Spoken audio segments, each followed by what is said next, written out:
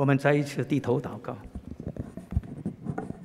Bapa dalam surga, kami ingin mempersiapkan hati setiap kami. 亲爱的天父，求你预备我们的心， Sehingga hati kami ini boleh menjadi hati yang subur, yang dibersihkan dan siap menerima firman Tuhan. 让我们的心可以成为一个肥沃的土地，并且被你所洁净，来接受主你的话。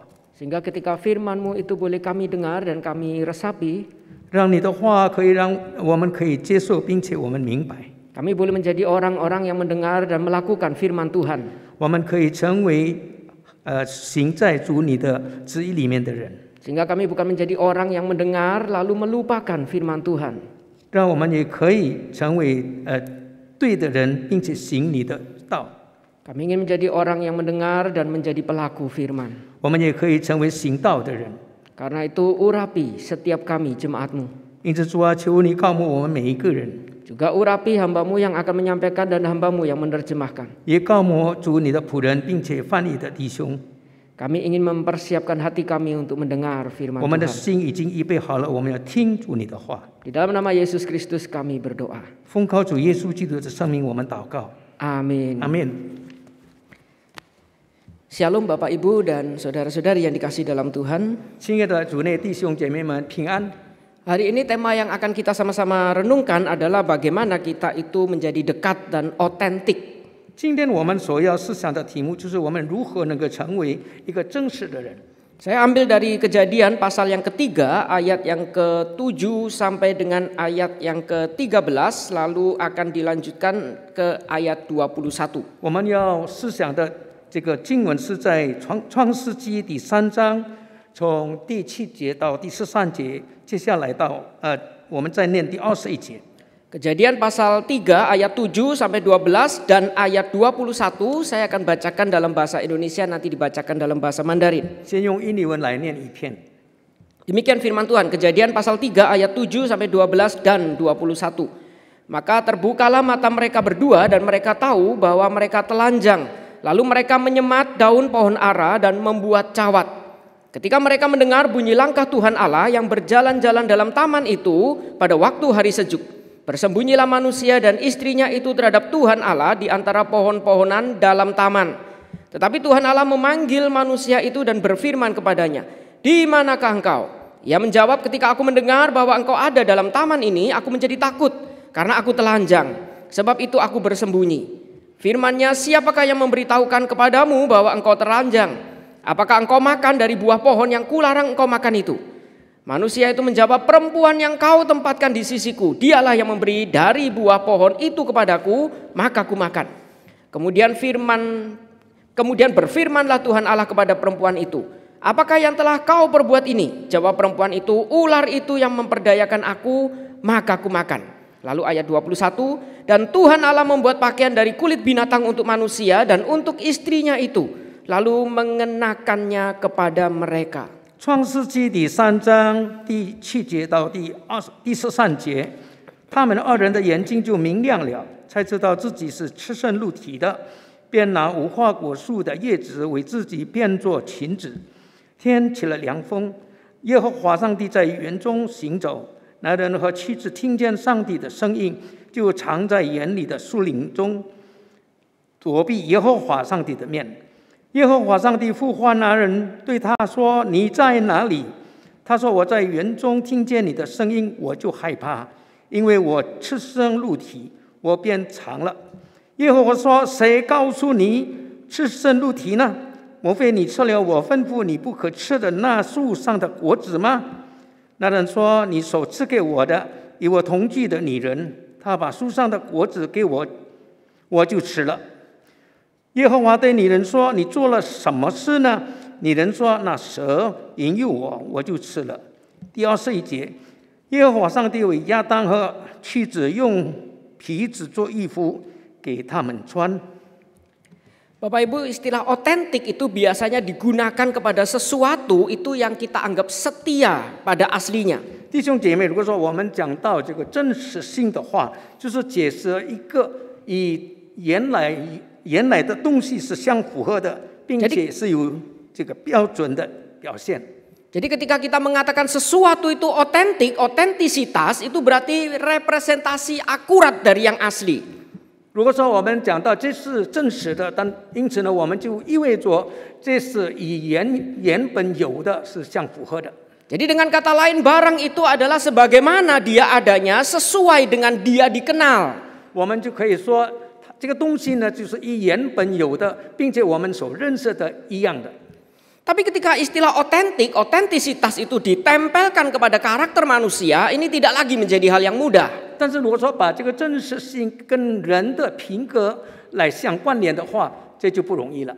Karena manusia satu pihak, dia itu melakukan sesuatu berdasarkan keinginan dia, kehendak dia. 因为一方面呢，人就是按照他自己的心意去做一些事情。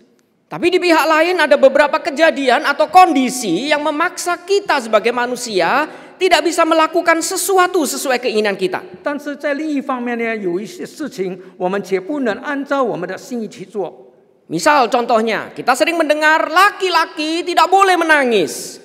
比如说，我们所听到的男人不可以哭。 Sehingga ketika kita sebagai laki-laki kita mengalami sesuatu yang menyedihkan, kita bingung bagaimana mengungkapkannya. 因为如果是男人遇到一些伤心的事的时候，我们怎么能够表达呢？ Jadi kita tidak boleh seolah-olah menjadi diri kita apa adanya. 我们就不能够按照就是我们本来原有的人存在了。 Dan seringkali itu dilakukan agar kita itu bisa diterima di masyarakat. 像这些事，如果说我们做出来的话，让别人能够接受我们。 Misal di dalam komunitas kita itu seringkali menjadi orang lain tidak sesuai kehendak kita. 比如说，在这个团契里面或者与人相交的时候，我们成为跟我们本身不一样的人了。 Karena kita ingin diterima di komunitas tersebut. 因为我们希望在这个私教里面我们被接受。 Misal kalau komunitasnya itu orangnya ceria, saya pemurung, saya akan berusaha menjadi orang yang ceria. 如果这个私教的团体是很活跃的，而我自己呢，且不是这样的一类的人，我一定要想办法像他们一样。 Satu pihak ingin masuk ke komunitas itu kehendak saya. 一方面呢，我是想进到按照我的心意，我想进到那个团体里面。 Tapi demi masuk di komunitas itu, saya menjadi bukan saya. 但是呢，我在那个团体里面就变成不是我本身的人了。 Jadi otentik tidak lagi mudah dibahas ketika itu dilekatkan di karakter manusia. 因此，真实性如果说以人的品格来这个相关联的话，就不容易了。 Padahal kita melihat di dalam Alkitab kejadian sebelum yang tadi kita baca, 其实我们刚才所念的经文里面， manusia itu bisa berdiri berhadapan satu dengan yang lain sesuai dengan dirinya apa adanya. 一个人能够与别人一起的相处，就是按照他原本有的。 Karena manusia belum jatuh di dalam dosa. 因为那个时候人还没有跌入最终， Dia berhadapan-hadapan bahkan dituliskan di Alkitab, dia telanjang tapi tidak merasa malu. 他们在那里面对面的，虽然他们是赤身露体的，但是他们没有觉得羞耻。 Manusia tampil apa adanya tanpa selubung dan tanpa merasa bersalah. 人呢，在那里就是这样的表现，不需要用什么来自言的。 Tapi kemudian kita tadi melihat yang kita baca, manusia kemudian jatuh dalam dosa. 但是当人跌入最终以后呢， Dan ketika jatuh di dalam dosa, relasi manusia bukan cuma dengan Tuhan, tapi juga dengan sesama itu menjadi rusak. 人不但是跟这个上帝的关系，并且跟人的关系遭到破坏了。 Karena dicatat di dalam Alkitab yang tadi kita baca, manusia sudah mulai merasa bersalah dan malu. 因为像刚才我们所念的经文里面，人就开始感觉到罪恶感，并且羞耻。 Manusia mulai ada masuk yang namanya guilt and shame, bersalah dan malu. 人开始呢就感觉到自己是这个是犯罪的，并且是害羞的。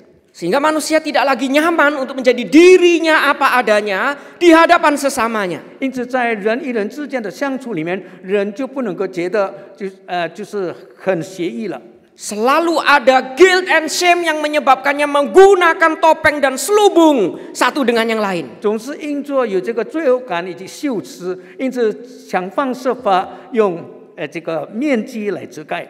Sehingga berbicara bagaimana kita bisa menjadi manusia yang otentik tidak lagi mudah. 因此讲到我们怎么能够成为一个真实的人，这是非常不容易的事。 Kita malu menjadi diri kita apa adanya. 我们为我们自己感到害羞， Kita tidak nyaman membuka diri kita dengan jujur untuk menunjukkan siapa saya. 我们也不愿意诚实的敞开我们，让人家知道我们到底是怎么样的一个人。 Karena seperti tadi, otentik itu berarti saya itu merepresentasikan diri saya yang sebenarnya. 因为我们刚才所说的就是这个正式型，就是呢，我们是怎么样的原有的一个人， Dan itu tidak lagi mudah. 这是不容易的事了。 Karena itu kita melihat di dalam gereja sekalipun banyak komunitas itu yang tidak lagi jujur satu dengan yang lain. 因此，我们看无论是在社会或者在教会里面，就他们的许多的团契就没有那么的纯净了。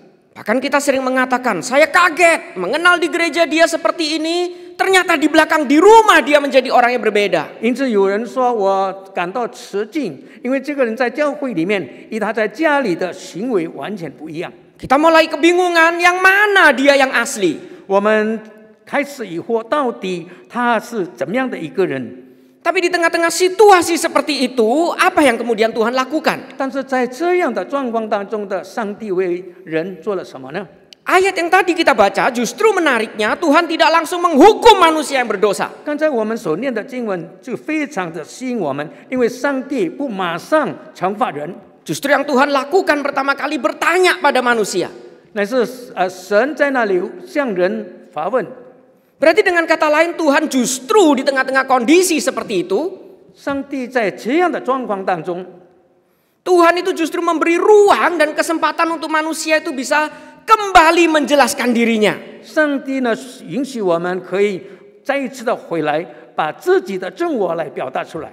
Tuhan memberikan pertanyaan bagi manusia agar manusia itu bisa sekali lagi memulihkan kondisinya, relasinya di hadapan Tuhan. 上帝向人发问，但是上帝也许可人来回答。 Tuhan juga memberikan kesempatan pada manusia untuk sekali lagi bisa tampil jujur satu dengan yang lain. 并且呢，上帝赐给人一个机会，让他可以很诚实的来表现自己。 Karena itu kita ingin belajar dari ayat yang tadi kita baca. 因此，我们要学习刚才我们所念的经文。 Bagaimana kemudian kita yang sudah jatuh dalam dosa bisa kembali menjadi manusia yang otentik. 我们这些已经跌入最终的人，怎么样让我们可以再重新的回到这个正式的人？ Yaitu kita menjadi orang yang jujur yang mengekspresikan diri kita apa adanya. 能够把自己的原有的我来表现出来。 Kita melihat di ayat yang tadi kita baca, di dalam ayat ke-7 dikatakan, 我们看刚才的第7节。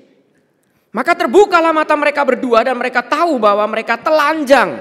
Guilt and shame masuk setelah mereka berdosa. 他们二人的眼睛就明亮了，才知道自己是赤身露体的。因此呢，我们就说到，罪恶感与羞耻感开始有了。 Lalu dilanjutkan mereka itu dikatakan menyemat daun pohon ara dan membuat cawat. 接下来便说，他们便拿了无花果树的叶子为自己变作裙子。 Jadi manusia itu sudah masuk guilt and shame, bersalah dan malu. 就人呢就因做罪恶感与羞耻， Dan manusia mencoba menyelesaikan dengan caranya sendiri. 人就用自己的方法企图来解决。 Tapi tadi ayat 21 ditutup dengan kata-kata yang menarik. 但是在那个21节，就是一个很吸引人的这个境界。 Dikatakan dan Tuhan Allah membuat pakaian dari kulit binatang untuk manusia dan untuk istrinya itu lalu mengenakannya kepada mereka. 在这里说到，耶和华上帝为亚当和妻子用皮子做衣服给他们穿。 Manusia menyelesaikan masalahnya dengan caranya, tapi Tuhan menggunakan caranya untuk menyelesaikan kesalahan manusia. 人用他的方法企图来解决这个问题，但是上帝却用他的方法来帮助人解决这个问题。 Manusia membuat daun untuk menutupi malunya. 人用叶子来遮盖他的羞耻。 Tuhan menutupi manusia dengan kain dari kulit binatang. 但是上帝用动物的皮子来做衣服给他们穿。 Jadi berarti dengan kata lain, ternyata setelah Tuhan itu memulihkan atau menolong manusia, 这就是说，当上帝帮助并且让这个人可以得到恢复的时候， Dipulihkan itu bukan berarti kita kembali ke keadaan sebelum berdosa. 我们可以就是蒙神的恢复，并不是说我们重新的回到还没有犯罪的那个地步。 Jadi menjadi otentik tidak bisa kita itu kembali ke keadaan telanjang seperti dulu. 我们要成为一个正式的，我们不可能再回到赤身露体的那个光景里面。 Jujur bukan berarti kita membuka diri kita sebuka-bukanya sehingga orang lain shock melihat kita. 我们做一个诚实的人，并不是说我们把所有的一切这样敞开，让人感到非常的吃惊。 Saya beri contoh, misal hari ini saya berkhotbah. Misal hari ini saya sedang berkhotbah, contohnya. 我做一个例子，就是比如说今天我正在讲道， Setelah khotbah tiba-tiba ada jemaat datang kepada saya. 讲道完了，突然有一个会友来到我面前， Lalu dia bilang, hari ini Lause khotbahnya sebenarnya lumayan, tapi 老师，今天你的讲道是很不错的，但是呢， biasanya kalau ada tapi itu berarti khotbah saya jelek sebenarnya. 一般如果说有但是的话，后面讲的就是不对的地方。 Tapi dia lakukan itu bukan berarti dia berbohong. 他这样做，并不是他要说谎。 Dia lakukan itu karena dia kasihan takut saya itu menangis mungkin. 他这样说呢，他是可怜我，不要让我在那里哭。 Tapi bayangkan kalau semua jemaat harus jujur seperti dulu sebelum jatuh dalam dosa. 但是我们想象，如果说每一个人要在赤露敞开的，就是在还没有犯罪以前的那个光景， Jemaat itu akan datang ke saya lalu bilang, Lause khotbahmu itu pengen bunuh diri dengernya. 那个会友就会跟我说：“你好像要自杀一样， Sudah lebih baik kamu mawas diri jangan khotbah lagi. 最好你自己就是保守自己，不要再讲道了。” Bukankah kita seringkali berpikir jujur itu baik? 岂不是我们每一次讲到这个诚实是很好的？ Tapi ternyata ada kondisi di mana tidak semua jujur menghasilkan sesuatu yang baik. 但是请记得，有一些这个诚实的，并不是说带来好的后果。 Tapi bukan berarti tidak bicara apa adanya, itu berarti bohong atau tidak jujur. 但是如果说我没有把这个真实的事情没有讲出来，就说明我们不是很诚实。 Kita cuma perlu hikmat Tuhan untuk bisa mengatakannya dengan lebih baik. 其实我们需要上帝的智慧，让我们可以把这些事情做好。 Kita tahu tidak mudah lagi untuk terbuka tanpa selubung apapun. 我们也知道，我们完全的敞开，不需要用什么遮盖的话是不容易的。 Tapi bukan berarti jemaat itu ketika mengatakan khotbahmu lumayan, tapi itu berarti dia bohong. 但是呢，我们也不能说你的讲道是好的，但是就说明他是说谎的。 Bohong itu kalau dia mengatakan khotbahmu hari ini bagus, saya terberkati, dalam hati padahal tidak. 如果说谎的话，他说今天你讲道很不错，但是呢，他心里却没有这样想。 Tapi kalau dia mengatakan lumayan, tapi kecepatan, nah itu berarti jujur sebenarnya. 那如果说他说你讲道差不多，但是你讲得太快了， Dia lakukan dengan jujur, tapi dia tahu tidak bisa terbuka tanpa selubung apapun. 他清楚的知道他不可能完全的这样说出来，不需要有什么来遮盖。 Karena itu Alkitab mengingatkan Tuhan bukan memulihkan kondisi manusia dengan kembalikan telanjang seperti dulu. 因此，圣经里面清楚告诉我们说，上帝不是让人重新的回到他当时赤身露体的那个光景里面。 Tuhan tetap memberikan selubung, tapi selubung dari Tuhan, bukan dari kita. 上帝仍然是给他们有遮盖的这个东西呢，并不是从人来的，而是从上帝自己来的。 Jika selubung dari kita, cara kita, yaitu kita itu sembunyi karena kita tidak nyaman. 如果按照我们人的想法的话，因着我们害羞，我们就躲藏起来了。 Dan kita ketakutan karena kita bersalah. 我们也感到非常的惧怕，因为我们错了。 Atau kita menutupi sedemikian rupa karena kita malu tampil apa adanya. 或者呢，我们用其他的东西呢遮盖我们，因为我们害羞。 Kita memoles diri kita tidak jujur karena dengan cara kita. 我们开始在那里不诚实，因为用我们的方法。 Jadi pertanyaannya kita tidak bisa kembali seperti keadaan dulu, tapi masalahnya apa yang kita jadikan tutup satu dengan yang lain. 既然我们不能够再回到原来的那个时候呢，那我们必须用什么东西来遮盖呢？ Karena itu berkaitan dengan yang kedua. 这是跟第二点有关系的。 Yang kedua berarti kita itu mencoba untuk menjadi diri kita apa adanya. 第二点就是说，我们要想方设法让我们成为我们原有的我。 Berarti kita berusaha untuk kita tahu keunikan kita dan menerima keunikan orang lain. 我们想方设法知道我们独特的之处，并且接受人的独特之处。 Saya tidak harus menjadi sama dengan dia, tapi saya harus perlu menerima kelemahan satu dengan yang lain dan mencoba bersabar di dalamnya. 我不需要跟他像他一样，但是呢，我必须要接受他的独特之处，我们可以一起来相处。 Berarti itu berkaitan dengan yang pertama tadi. 这跟第一点有关联的。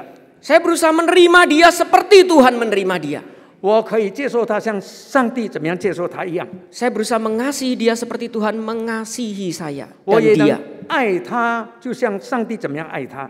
Jadi kita tidak perlu merasa diri rendah sampai menjadi orang lain. 因此，我们不需要自卑或者变成另外的一个人。 Kita perlu mencoba pelan-pelan, mencoba menunjukkan diri kita apa adanya, tapi bukan diri kita yang gamblang sampai telanjang.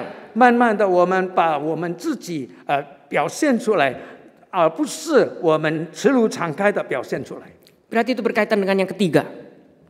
第三点， Yang ketiga bagaimana kemudian kita mengevaluasi dan menyelidiki kita yang mana. 我们怎么样的来自我反省呢？ Dalam bagian ini Tuhan memberikan 3 pertanyaan yang membantu kita. 在这里，上帝是给我们3个问题，让我们可以得做帮助的。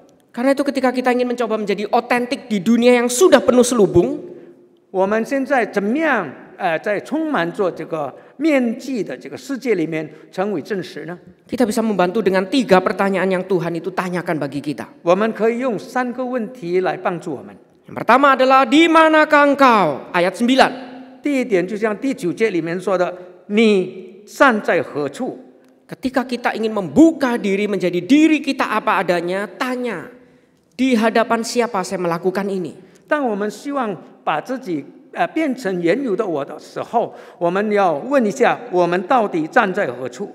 Hanya karena di hadapan saya ingin disukai orang, ingin diterima orang, kenyamanan saya, 是否我们希望人家因着我们这样，人家喜欢我们呢？ atau di hadapan Tuhan karena saya ingin berkomunitas, menerima, melengkapi satu dengan yang lain. 或者呢，我们在上帝面前说，我们愿意这样做，让我们可以跟别人更有一个很好的相较。 Di manakah saya? Itu 我们到底 pertanyaan 在哪里？ pertama. Lalu pertanyaan kedua adalah siapa yang mengatakan kepadamu? 第二点呢，就是说是谁告诉你的？ Ketika kita membuka diri kita, identitas kita menurut siapa? 当我们打开我们自己的时候，我们是按照怎么样的？是谁告诉我们的？ Identitas kita menurut Tuhan melihat kita atau kita melihat diri kita? 是否上帝看我们呢？或者呢，我们自己看我们自己？ Siapa yang mengatakan kepadamu? 是谁告诉你的？ Suara siapa yang menentukan siapa kita? 是谁的声音来决定我们到底是谁？ Apakah kita adalah orang yang kita itu merasa diri kita hina karena terlalu banyak orang menghina kita? 是否呢？我们觉得我们是那么不好的人，因为有很多的人来诽谤我们。 Karena itu saya orangnya meskipun minderan, saya tidak pernah minder ketika saya dikatakan jelek. 虽然我外表不那么好，但是我却从来没有感到自卑。 Karena ketika ada orang mengatakan jelek bagi saya, ini tetap image of God. 有人说我你那么丑陋，但是呢，我却是拥有上帝。 Daripada ganteng tidak memancarkan Tuhan. 那比起那些外表很英俊，但是却不能荣耀神的， Jadi siapa yang mengatakan pada kita tentang kita ini siapa? 那到底是谁向我们来说我们到底是怎么样的一个人呢？ Baru kita bisa mengatakan pertanyaan ketiga, apa yang kita lakukan? 第3点就是我们说是什么，我们做了什么。 Berarti bagaimana respon kita dalam kita itu berkomunitas? 我们在这个团契跟人交界的时候是怎么样的一个事呢？ Berkait dengan poin 1, 2 tadi, apakah kita saling menerima satu dengan yang lain? 就第1跟第2讲的，是否我们能够彼此的接纳？ Apakah kita seperti Tuhan yang memberi ruang untuk dia tampil apa adanya? 是否像上帝一样，是给我们一个空间，让人可以按照他的这个原有的来表现出来呢？ Atau jangan-jangan di dalam komunitas kita tidak memberi ruang itu dan kita memaksa orang lain menjadi seperti yang saya inginkan. 是否我们在我们的这个私教里面，我们的团契里面，我们不给别人一个空间，让他可以表现呢？ Seperti saya dulu kuliah dikatakan kalau kamu itu nggak ngerokok, kamu nggak gaul. Saya nggak mau bergaul sama kamu. 因为就像我以前人家跟我说，如果说你不抽烟的话，我就没有跟你相处了。 Dia tidak memberi ruang kepada orang yang tidak bisa ngerokok. 他没有给不能够抽烟的人一个空间。 Apakah komunitas kita juga sering kali mengatakan kalau kamu tidak seperti ini, saya tidak mau berteman dengan kamu. 在我们与人相交的时候，我们也经常听到，如果你不像我们这样，我就不愿意跟你做朋友。 Dan kita tidak melakukan seperti yang Tuhan lakukan, dia tidak langsung menghukum kita, tapi memberi ruang dan kesempatan. 但是我们却没有像上帝是给人一个空间一样，给人一个空间。 Jadi apa yang kita lakukan? 那到底我们做了什么呢？ Itu 3 pertanyaan yang setidaknya membantu kita bagaimana kita bisa menjadi otentik. 这个3个问题就可以让我们帮助我们，让我们可以成为一个诚实的人。 Memang ini bukan hal yang mudah. 是的，这是不容易的事。 Saya menjumpai sebagai hamba Tuhan pun sulit untuk saya menjadi otentik. 就像我成为上帝的仆人，也是不容易能够真正的成为正直。 Bahkan ketika saya masuk sekolah teologi 2 minggu masuk, saya hampir dikeluarkan karena ketawa ngakak di meja makan. 因为我就是有个经验，就是当我开始进到神学院的时候，因着我在饭桌上我在那边大笑，差一点被开除。 Dibilang terlalu urakan, tidak punya jiwa hamba Tuhan. 你是那么的乱来，就一点都不像神的仆人。 Saya bergumul, apakah hamba Tuhan itu tidak boleh ketawa? 我在那里就想了，但难道作为一个神父不可以哈哈大笑吗？ Lalu dibilang Yesus saja tidak pernah ketawa, ya benar nggak pernah dicatat Tuhan Yesus ketawa ho ho ho, nggak ada. 他们说在圣经里面也没有记载耶稣在那里哈哈大叫，因为圣经里面没有这样记载。 Tapi menjadi otentik sekali lagi kita bukan sekedar cuman yang penting jadi diri saya, yang lain harus terima. 成为真实的人，并不是说就是我要成为我这样的人，其他的我不管。 Kita harus pakai bukan hikmat kita tapi hikmat Tuhan. 我们必须要用上帝的智慧来做，来行。 Dan di situ saya belajar, tetap jadi hamba Tuhan tapi ketawa ada waktunya. 因此呢，这个就给我一个教训，就是说我继续成为神的仆人，但是我笑的时候，我们要有分量。 Ada waktunya tertawa, ada waktunya menangis. Ada waktunya tertawa, ada waktunya menangis, kata firman Tuhan. 有这个笑的时候，也有哭的时候。 Memang salah saya di meja makan, waktunya makan saya tertawa. 我在吃饭的时候，我在那边笑。 Tapi kalau sudah selesai makan, mau di kamar saya ketawa, terserah saya, bukan? 但是其实呢，如果说我吃饭完了以后呢，我到房间大笑也没问题吧？ Saya tetap berusaha menjadi diri saya apa adanya, meskipun tidak mudah. 我学习怎么样成为我原有的，但是虽然这个是不容易的。 Bukan demi diterima di kampus. Bukan demi diterima di kampus. 并不说因做就是在那个地方的问题， Tapi demi menjadi diri saya otentik di hadapan Tuhan. 乃是让我在神的面前成为一个正式的人。 Di mana saya, siapa saya, apa yang saya mau lakukan. 你在哪里？就是你是谁，并且你做了什么？ Apakah saya sedang berdiri di hadapan Tuhan? 是否我正在站在上帝的面前？ Lalu siapa yang mengatakan hamba Tuhan tidak boleh ketawa? 那是谁告诉我的，让我不可以大笑？ Lalu apa yang saya mau lakukan? 我做了什么呢？ Ya jangan ketawa terus, nanti dikira mahasiswa gila, bukan? 那就是不要一直的哈哈大笑，不然的话，人家以为你神经病。 Tapi setidaknya saya belajar, jadi hamba Tuhan memang tidak boleh terlalu urakan. 这个问题让我学习到，成为神的仆人，真的，我们的行为，我们必须要有分寸。 Karena itu di kampus saya menjadi baik, tapi tidak otentik sebenarnya. 因此呢，好像我在这个学校里面，神学院里面，我好像是很好，但是却是不真实的。 Setelah lulus di gereja, saya suka ngerjain rekan hamba Tuhan lain. Ditekan. ngerjain sama rekan hamba Tuhan yang lain. 在教会里面一些的同工经常就是取笑我。